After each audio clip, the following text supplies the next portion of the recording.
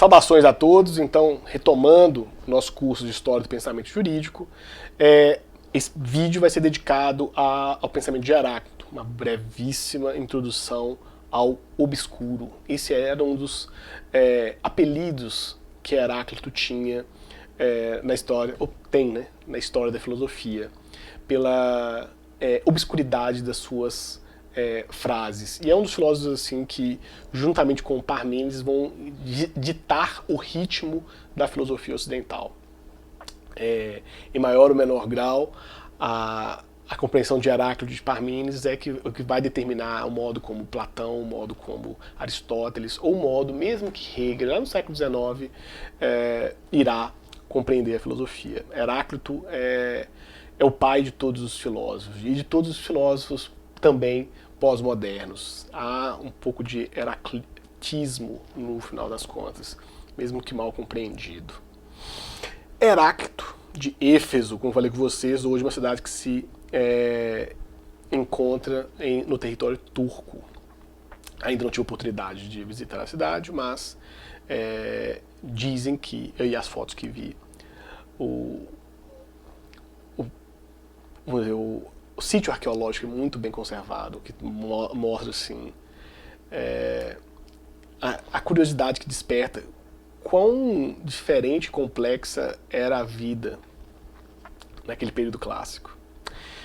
Uma mera digressão aqui, mas vejam, Heráclito, ele vai, diferentemente dos seus antecessores, não irá pensar que o princípio da natureza é a água, o ar, ou indefinido, o apeiron. Ele vai colocar um outro princípio que vejam, eu interpreto isso aqui enquanto uma leitura bastante metafórica, diga-se de passagem, da realidade. Ele usa o princípio de todas as coisas como o logos. E a imagem que ele utiliza para o logos é o fogo. Por quê? O fogo é dinâmico. Vocês nunca verão uma chama estática. Que seja a chama mais fraca de uma vela, se vocês forem analisar, e isso é belo, por isso que existe mania pelo fogo, exatamente porque ela é quase que hipnótica, o fogo nunca é estático. O fogo é dinâmico pela sua própria constituição. E ele escolhe a imagem do fogo para poder falar do elemento natural que representa o princípio de todas as coisas, porque o princípio é o logos, o princípio não é o fogo propriamente, não é uma leitura que tudo é fogo ou que tudo terminará em fogo, que é uma outra leitura que nós veremos depois na filosofia grega. Mas o que Heráclito coloca é exatamente o que o logos, e nessa polissemia que o logos possui, ele é, por excelência, o movimento. Ou o verbo que vai se caracterizar aqui, o devir. A natureza, a physis, se constitui enquanto logos, enquanto devir. E isso lógico que não é um verbo que se utiliza nas formas pessoais. Ele não é utilizado no cotidiano. Muitas vezes é visto só como uma categoria, mas ele descreveria o modo de movimento das coisas em oposição ao ser. É claro que, quando falamos do verbo ser, no português, temos uma riqueza muito interessante da distinção entre ser e estar. Se vocês pensarem que em outras línguas isso não existe, como no inglês, ou mesmo no alemão. O verbo to be, ou o verbo sein, ele não vai ter essa relação entre ser e estar. Apesar que eu posso falar, ficar na dúvida, qual é mais rica? Porque eu sou e estou.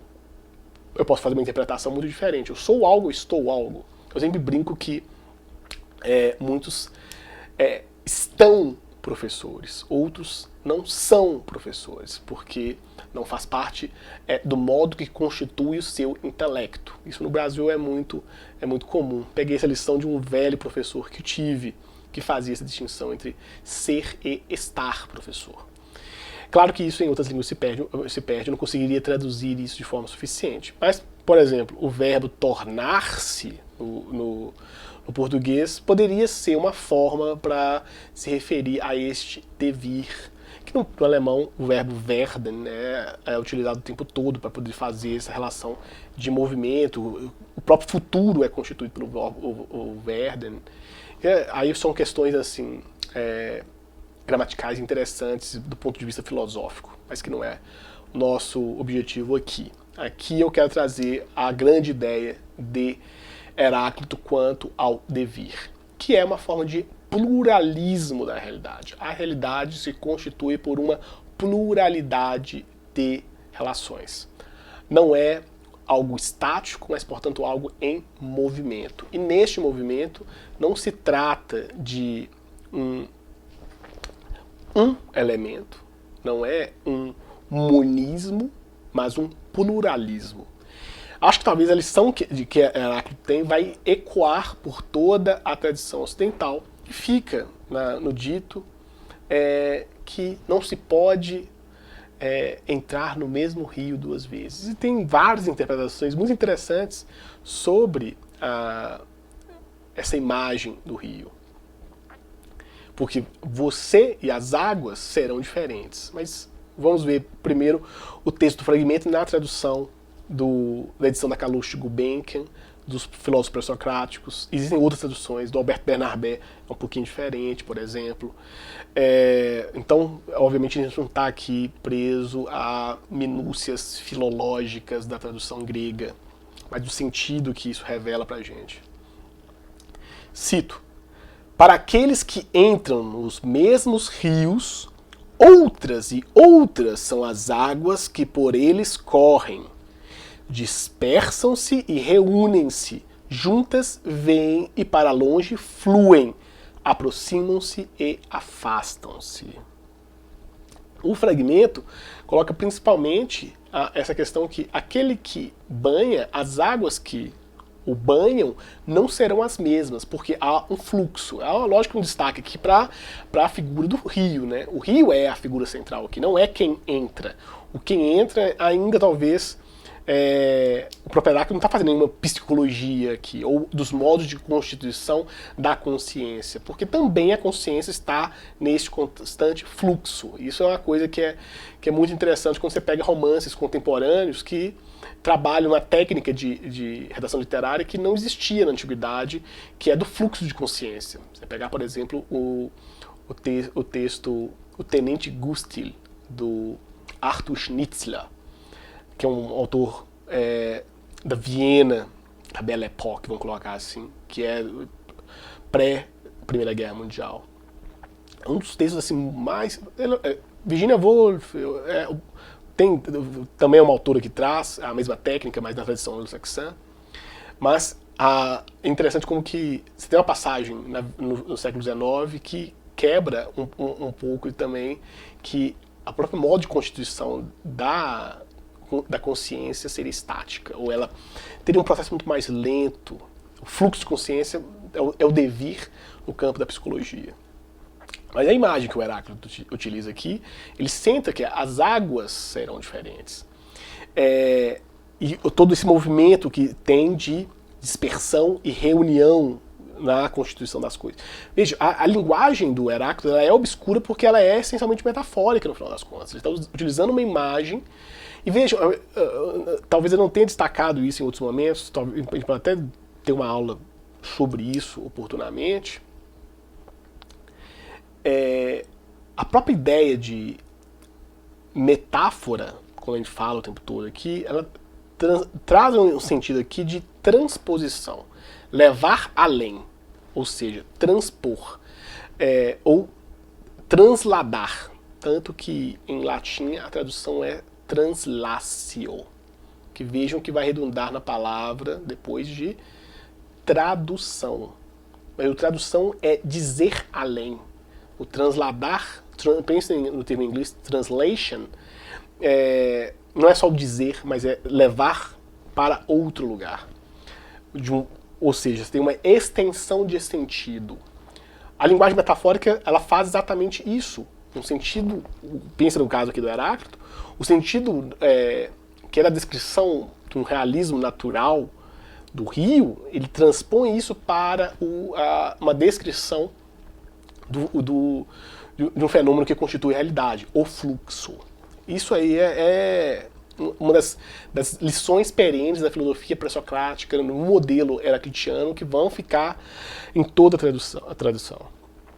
Em maior ou menor grau, a filosofia grega tenta responder essa síntese. É possível a unidade na pluralidade? Quando se fala das grandes sínteses que nós vamos estudar, é o esforço que Platão tem, no final das contas. Porque é mais ou menos dois grandes ramos que nascem aqui, né? De uma certa filosofia intelectualista e de uma filosofia materialista. Alguns vão colocar que o materialismo nasce de Heráclito, que o intelectualismo nascerá de Parmênides. É uma redução, porque você consegue ter intelectualismos pluralistas, como é o caso do próprio estoicismo, que nós veremos também em breve. Mas isso é para dar um breve senso aqui de quão complexa é a tradição que nasce da tradição heraclitiana aqui. E outro fragmento que é muito importante, muitas vezes citado, é que é necessário saber que a guerra é comum e que a justiça é discórdia. E que tudo acontece mediante discórdia e necessidade. Isso também é um fragmento da tradução da Kalush Gulbenkian. E vejam, a guerra a tradição representa isso muitas vezes no dito que tem um outro fragmento que é exatamente complementar. Vou colocar aqui: a guerra é a mãe de todas as coisas, que é o próximo fragmento. Porque o termo que está em grego faz referência materna, não é uma referência paterna. A guerra é a origem de todas as coisas, e de todas ela é soberana. A uns apresenta-os como deuses, a outros como homens. De uns ela faz escravos, de outros homens livres. Esse é um dos fragmentos de Heráclito assim, mais interessantes para você pensar o caráter da filosofia como um todo, mas em particular nessa tradição. Pensar é conflito. Pensar é oposição. É se opor ao senso comum. É se opor a, vamos dizer, tudo e a todos. Mas o traço que o Heráclito está colocando aqui é que não há nenhuma pré-determinação da constituição da realidade. Não é uma pré-determinação. Esse conflito que vai constituir as coisas. Ninguém nasce pré-determinado. A ideia de destino, por exemplo, é uma ideia que é ignorada para o pensamento de Heráclito. Não que não exista na tradição grega, ela existe muito bem. O destino é traçado por divindades específicas. É como um tear que foi traçado pelas divindades. O que o Heráclito está colocando nessa imagem aqui é que essa guerra, e é lógico que não queiram, ou pelo menos não é o mais desejável, interpretar aqui a guerra no seu sentido literal. A guerra aqui é polemos, que é o conflito, a batalha, que obviamente já pode ser lida numa tentativa assim, de um realismo político pobre, pensamento de Heráclito, que tudo é guerra. Não, o que está colocando tudo aqui é conflito, no sentido de oposição, tudo aquilo que nós vemos na realidade são contrastes entre luzes e sombras. A nossa percepção da realidade, por exemplo, ela se baseia em um contraste físico. Então, o que nós temos no pensamento de Heráclito é também um contraste quanto ao modo de constituição do pensamento. Tanto por isso que a gente vai encontrar exatamente no pensamento pré-socrático o nascimento da dialética.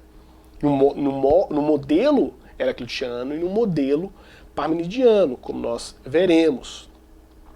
Mas Heráclito traz exatamente essas provocações quanto à conflituosidade que é inerente a todas as coisas. E aí, o último fragmento aqui. Dando ouvido a mim, não a mim, mas ao Logos, é avisado concordar que todas as coisas são uma. E aí chega o conflito dessa obscuridade. É a pluralidade na unidade no pensamento de Heráclito. Heráclito é o pensador da pluralidade, mas existe o momento da unidade. A unidade se encontra no Logos.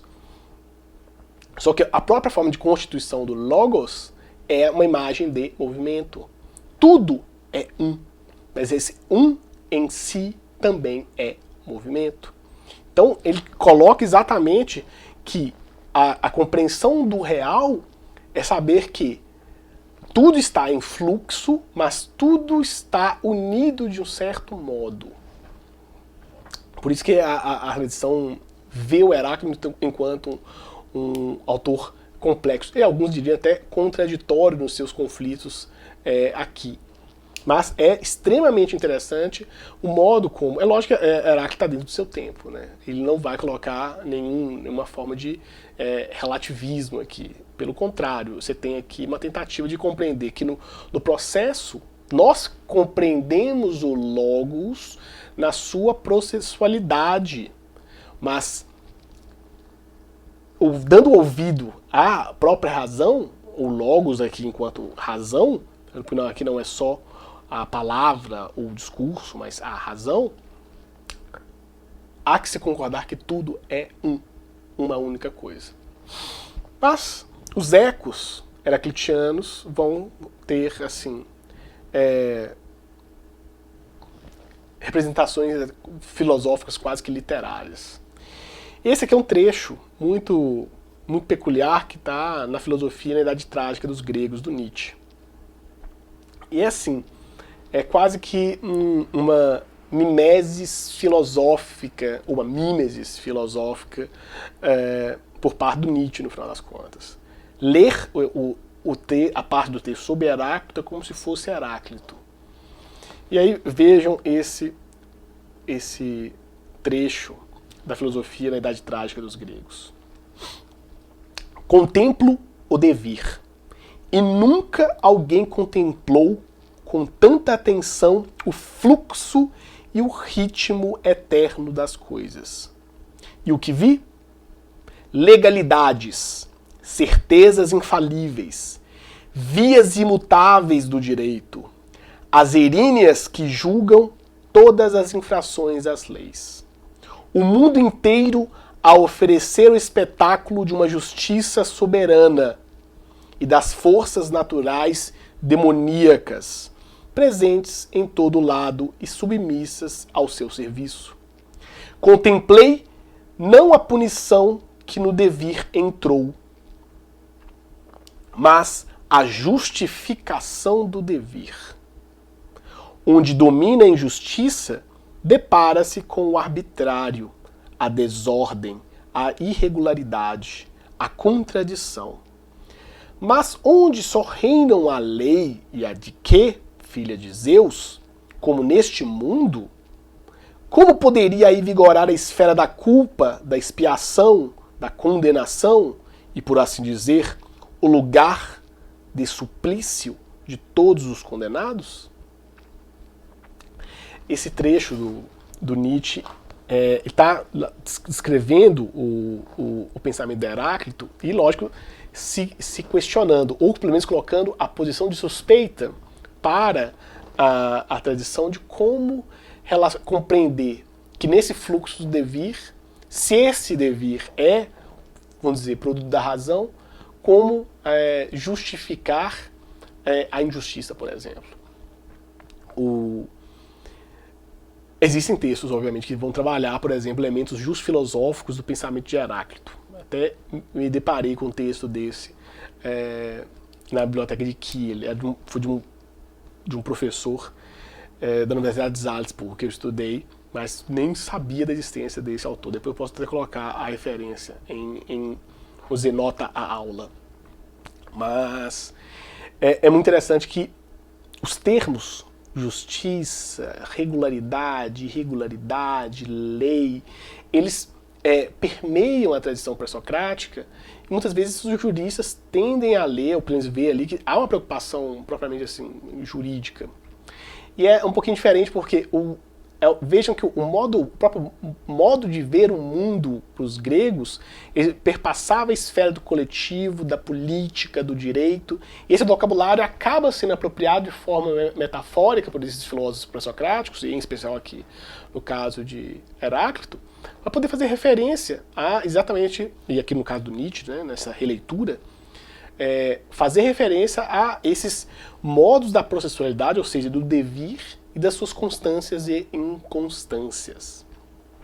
Talvez a grande lição de Heráclito é perceber que há um fluxo das coisas.